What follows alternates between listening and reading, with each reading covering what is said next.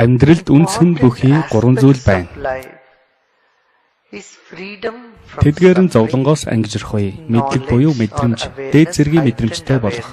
Гурав дахь нь хайр инрэл.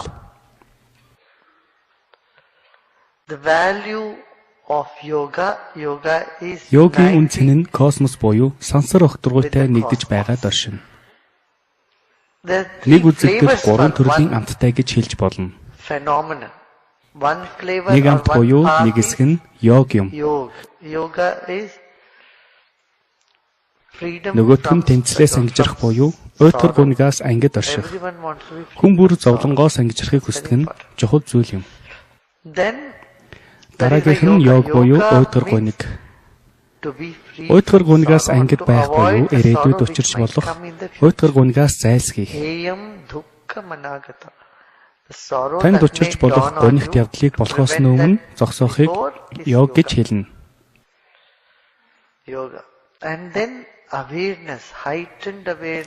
Дараагийнх нь дээд зэргийн мэдрэмж, мэдлэг ухаарал.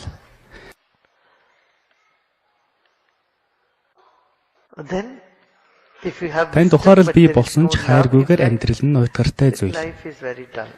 Амьдрал танд огшимгүй болж мэдлэг тань үр өгөөжөө өгөхгүй. Мэдлэг мэдээлэл тань шин тэжээлгүй байна. Тэгвэл амьдралын огшим нь хайр юм. Би энэхүү гурван мэдлэгийн талаар ярьсан. Эхнийх нь Нарада Бхакти сударт багтдаг.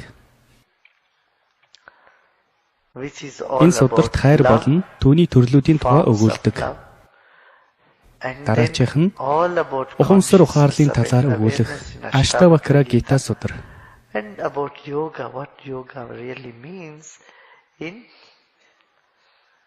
Дараагийнх нь Батанжали йогийн сударт өгүүлэх йогийн мөн чанарын талаарх мэдлэг багтсан судар.